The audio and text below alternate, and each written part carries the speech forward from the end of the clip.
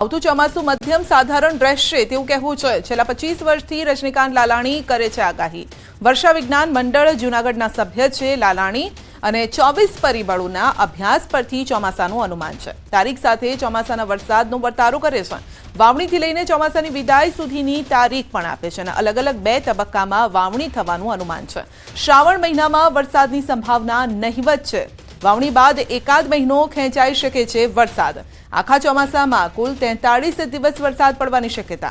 25 જૂનથી 28 જૂન દરમિયાન પહેલી વાવણીનું અનુમાન છે। તો 2 થી 17 જુલાઈ દરમિયાન બીજી વાવણીનું અનુમાન અને 2 થી 17 જુલાઈમાં અતિવૃષ્ટિનું પણ અનુમાન છે। તો 11 થી 30 સપ્ટેમ્બર દરમિયાન પણ અતિવૃષ્ટિનું અનુમાન છે। 22 ઓક્ટોબરથી ચોમાસાની વિદાયની શક્યતા છે। ચોમાસામાં પાછોતરા વરસાદના એંધાણ છે। ભાદરવો આસો મહિનામાં વધુ વરસાદની શક્યતા। એકંદરે ચોમાસું 12 આની થવાની સંભાવના છે અને જૂનમાં વરસાદની સંભવિત તારીખ 25, 26, 27, 28 જુલાઈમાં 2, 3 અને 6 થી 15 અને 17 ઓગસ્ટમાં 23 થી 26 સુધી વરસાદ સંભવ છે। સપ્ટેમ્બરમાં જળ હોનારતની પણ સંભાવના છે। તો 3 થી 8 સપ્ટેમ્બરમાં વરસાદની શક્યતા। 11, 12 અને 18 સપ્ટેમ્બરમાં પણ વરસાદ થશે। તો 21 થી 30 સપ્ટેમ્બર દરમિયાન પણ વરસાદની સંભાવના છે। 1 થી 3 ઓક્ટોબર તો 17 થી 20 ઓક્ટોબરમાં પણ વરસાદની સંભાવના છે।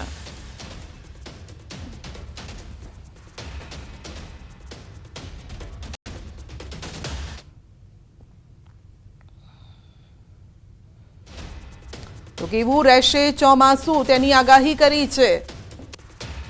તો આગાહીકાર લાલાણીએ આગાહી કરી છે અને તેઓ સચોટ તારીખ સાથે આગાહી કરી રહ્યા છે કે આ તારીખે વરસાદ પડશે અને આ તારીખે અતિવૃષ્ટિ પણ થશે, એટલે કે પૂરની પણ સંભાવનાઓ રહેલી છે આ વખતના ચોમાસા દરમિયાન। તો કઈ એ તારીખો છે, જુલાઈ, સપ્ટેમ્બર, ઓગસ્ટ, કયા મહિનામાં કેટલો વરસાદ થશે તે પણ તેમણે કહ્યું છે। આ વખતનું ચોમાસું સામાન્ય રહેવાનું છે, એટલે જેનો મતલબ એ છે કે સારું રહેશે। દુષ્કાળની સંભાવનાઓ નથી, એટલે કે ઓછો વરસાદ નહીં પડે પરંતુ સામાન્ય વરસાદ રહેશે। જેટલો જરૂરી છે એ વરસાદ પડવાનો છે। તો પહેલા વાવણી બાદ વરસાદ થોડો ખેંચાઈ શકે છે અને ત્યારબાદ સારો વરસાદ રહેવાનો છે। આ સાથે જ પૂરની પણ શક્યતાઓ છે, એટલે કે અતિવૃષ્ટિનું અનુમાન છે। તો એ તારીખો જોઈ લો ન્યૂઝ 18 ગુજરાતી પર કે કયા દિવસે વરસાદ થવાનો છે। ચોમાસામાં પાછોતરો વરસાદ પણ થશે। આ પહેલા પણ અનેક આગાહીકારો આ પ્રકારની આગાહી કરી ચૂક્યા છે। એ પછી અંબાલાલ હોય, વામજા હોય અને આ સાથે લાલાણીએ આગાહી કરી છે, પરંતુ આ આગાહી અલગ એ રીતે છે કે આ વખતે તારીખો સાથે વરસાદની આગાહી કરવામાં આવી છે। કઈ તારીખે વરસાદ પડશે, કયા વિસ્તારમાં વધુ વરસાદ થઈ શકે છે તે પ્રકારનું અનુમાન તેઓએ લગાવ્યું છે અને આ પહેલા પણ તેઓ અનુમાન લગાવતા આવ્યા છે। તેમની આગાહી સાચી ઠરી છે। તો કઈ રીતે તેઓ આગાહી કરે છે, કઈ રીતે આ સાયન્સ સાથે જોડાયેલું છે તે પણ આપણે સમજવાનો પ્રયત્ન કરીશું। ખેડૂતો માટે જો કે સારા સમાચાર આ છે, કારણ કે ઉનાળા બાદ ચિંતા ખેડૂતોને એ હોય છે કે ચોમાસું કેવું રહેશે। તો સતત શિયાળામાં પણ ક્યારેક ક્યારેક વાતાવરણમાં પલટો આવ્યો, ઉનાળામાં પણ પલટાની હજુ પણ શક્યતા છે। એવા સમયે વરસાદ કેવો રહેશે તેના પર સૌની નજર। તો ફોન લાઈન પર રજનીકાંતભાઈ આપણી સાથે જોડાઈ ગયા છે અને તેમની સાથે જ વધુ વાતચીત કરીશું। રજનીકાંતભાઈ, આપે તો એ તારીખો પણ આપી દીધી કે વરસાદ આ દિવસે થશે, સચોટ આગાહી। યસ જી, તો જણાવશો એ ખેડૂતો માટે કઈ રીતે આ વખતે ચોમાસું સારું રહેવાનું છે? જી, હવે વર્ષા વિજ્ઞાન મંડળ જુનાગઢ કૃષિ યુનિવર્સિટીમાં આપણે 25 વર્ષથી આગાહી કરીએ છીએ। 2025નું સાલથી, એટલે 2001 થી શરૂ કરેલા 25ની સાલ ચાલે છે। હવે એમાં આ વર્ષે જોઈએ તો જૂન મહિનામાં પ્રથમ વરસાદ છે આપણે સૌરાષ્ટ્રમાં। જૂન 2025 થી 28 જૂન સુધીમાં પ્રથમ વાવણી છે। એમાં કુવાડવા, રાજકોટ, ચોટીલા અને અમદાવાદ પંથક બાજુ, જામકંડોરણા, ગોંડલ અને અમરેલી જિલ્લાનું ધારી, ત્યાં પ્રથમ જગ્યાએ છૂટો છવાયો વરસાદને વાવણી થઈ શકે, પ્રથમ વાવણી। જી, પછી એ સિવાય એના પછી બીજી વાવણી પણ સૌરાષ્ટ્રમાં અને ગુજરાતમાં છે, સમગ્ર ગુજરાતમાં। જુલાઈ 2025માં તારીખ 2 થી 14 સુધીમાં એ રાઉન્ડ મોટો છે એટલે એમાં વરસાદ પણ સારો થશે બધે સમગ્ર ગુજરાતમાં, જુનાગઢ, પોરબંદર, જામનગર, દ્વારકા, સુરેન્દ્રનગર બધી જગ્યાએ. જી એમાં નદીઓમાં નવા પાણી પણ આવશે. જી કયા મહિનામાં આ વખતે વધારે વરસાદ રહેવાનું અનુમાન છે? આ વર્ષે અષાઢ મહિના દેશી ગુજરાતી મહિનામાં પણ જુલાઈ મહિનામાં વધારે વરસાદ છે. 2 તારીખથી 17 તારીખ સુધીમાં અતિવૃષ્ટિ થાય. જી તો કયા વિસ્તારોમાં અતિવૃષ્ટિ સૌથી વધુ વરસાદ થઈ શકે?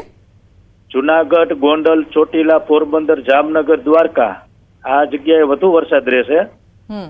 સુરેન્દ્રનગર અને અમદાવાદમાં પણ આ સમયે વધારે વરસાદ થવાની શક્યતા છે. જી તો ખેડૂતોએ આ સમયે કઈ સાચવવું પડશે, કારણ કે વધારે સામાન્ય વરસાદ હોય તો બરાબર છે, પરંતુ વધારે વરસાદ થાય તો ચિંતા વધી જતી હોય છે.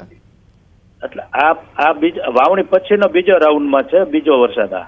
એટલે એમાં કઈ ખેડૂતોને મોલ તો હજી નાના હોય છે એટલે વાંધો ના આવે. અચ્છા જી. અને બીજો એના સિવાયનો બીજો પણ અતિવૃષ્ટિ આ વર્ષે સપ્ટેમ્બર મહિનામાં છે. આ વર્ષમાં 2 જ મોટા રાઉન્ડ આવશે, એક જુલાઈ અને બીજો સપ્ટેમ્બર એટલે કે 9મા માસમાં. 9મા મહિનામાં પણ વધારે સૌથી વધુ નુકસાનકારક વરસાદ રહેશે છેલ્લે. જે ગુજરાતી મહિનામાં ભાદરવા સુદ 11 થી પૂનમ સુધી અને આસો મહિનામાં પહેલા નોરતાથી 11 સુધી, એટલે કે આ ગાળા દરમિયાન તારીખ આવશે તમારે 3-8 થી 18 તારીખ સુધીમાં અને 21 તારીખ સપ્ટેમ્બરની 30 તારીખ સુધીમાં સૌથી વધુ વરસાદ પડશે. જી આપે આસો મહિનાની વાત કરી તો આસોમાં નવરાત્રી આવતી હોય છે, તો નવરાત્રીને વિઘ્ન નડશે વરસાદનું? હા ચોક્કસ. એમાં દશેરા પછી 11 જે આવે ત્યારે વરસાદ બંધ થાય છે, એટલે કે 30 તારીખથી બંધ થાય છે. જી તો ગરબે ઘૂમશે આ વખતે વરસાદ સાથે, લોકો પણ ગરબે ઘૂમશે? હા આજે વખતે વરસાદનું વિઘ્ન નડશે ગરબી આયોજકોને, એ 100%. જી આપણે એ પણ વાત કરી કે શ્રાવણમાં કેવો રહેવાનો છે આ વખતે વરસાદ, કારણ કે ઘણી વખતે આપણે જોયું છે કે શ્રાવણમાં શ્રીકાર વર્ષા થતી હોય છે, આ વખતે કયા પ્રકારનું છે? ગયા વર્ષે શ્રાવણ માસમાં અમારે રાજકોટ, જુનાગઢ બધી જગ્યાએ તો હોનાર થાય એવું આપણે 8 દિવસ સતત વરસાદ હતો, પણ આ વર્ષે શ્રાવણ મહિનો સંપૂર્ણ કોરો છે, બિલકુલ વરસાદ નથી. એમાં અષાઢ મહિનામાં છે ને પૂનમ પછીથી વરસાદ નથી, એમાં વાયરું છે 19/7/2025 થી 31/8/25 સુધી સંપૂર્ણ વાયરું છે કે જેમાં વરસાદ બિલકુલ નથી, પણ વાદળછાયું વાતાવરણ રહેશે. જી તો શ્રાવણ મહિનો હોય તો શિવજીનો મહિનો હોય છે અને શિવજી ઉપર જળાભિષેક કરવા માટે મેઘરાજા ખુદ આવતા હોય છે, તો આ વખતે શું રીસાઈ જશે? આ વખતે શ્રાવણ મહિનામાં બિલકુલ વરસાદ નથી. એમાં એવું છે કે કચ્છ જે આપણે કચ્છના આધારે કરી છે ને આગાહી, એમાં આ વર્ષે એમાં કચ્છના ગર્ભ બંધાણા નથી શ્રાવણ મહિનામાં. અચ્છા. એટલે હોળીની ઝાડ પણ એ રીતે જોઈએ તો ઈશાનમાં જતા વાવણી થોડીક મોડી છે, પણ વરસાદ મધ્યમ સાધારણ રહેશે આ વર્ષે. જી તમારી પાસેથી એ પણ જાણવું છે કે આ સચોટ આગાહી આપ કયા આધારે કરતા હોય છે, કારણ કે લોકોને જાણવામાં રસ હોય છે, પરંતુ એ પહેલા મારે એ પણ જાણવું છે કે પાછોતરો વરસાદ પણ થવાનો છે, તો એ કઈ રીતનો રહેવાનો છે? ગયા વર્ષે પણ મારે 100% ની સત્ય નજીક આગાહી હતી. આ જે જુનાગઢ કૃષિ યુનિવર્સિટીમાં અમારે આવતી 17 મે મહિનામાં મીટિંગ છે, મળશે, એટલે ગયા વર્ષનું અમને આ વખતે કહેશે, પણ એટલે સત્ય નજીક હોય. ગયા વર્ષે આગાહી આપી તે પ્રમાણે જ વરસાદ હતો, એટલે આ વર્ષે પણ આ રીતે થઈ શકે. ગયા વર્ષે શ્રાવણ મહિનામાં વધુ વરસાદ હતો, આ વર્ષે શ્રાવણ માસમાં બિલકુલ વરસાદ નથી. જી તો આમ 4 મહિનાની એક સિઝન ગણાતી હોય છે, તો એક સિઝનમાં એટલે કે ચોમાસાની સિઝનમાં કેટલા દિવસ વરસાદ રહેવાનો છે અને પાછોતરો વરસાદ પણ ક્યાં સુધી લંબાશે? આ વર્ષે કુલ વરસાદના 6 રાઉન્ડ આવશે આગળ પાછળ, 1.5 મહિનાનું શ્રાવણ મહિનાનું વાયરું બાદ કરતા. જી બાકી તો સમય અંતરે 15 દિવસ ને 10 દિવસના અંતરે સમયસર વરસાદ રહેશે, એટલે વરસાદનો બહુ ગેપ નહીં રહે. વર્તારો કર્યો છે અને છેલ્લા 25 વર્ષથી તેઓ સચોટ આગાહી કરી રહ્યા છે. ગઈ વખતે પણ ચોમાસા અંગે જે તેમનું કહેવું હતું તે 100% સાચું ઠર્યું હતું અને આ વખતે તેમનું કહેવું છે કે આ વખતે વરસાદ સારો રહેવાનો છે. રજનીકાંતભાઈ, કેટલા દિવસનો આ વરસાદ, આપણે પહેલા જ વાત કરી, પરંતુ કેટલા દિવસનો આ વરસાદ રહેવાનો છે આખા સિઝનમાં? આખા ચોમાસા ઋતુ દરમિયાન વરસાદ 53 દિવસનો આજ વખતે વરસાદ છે કુલ.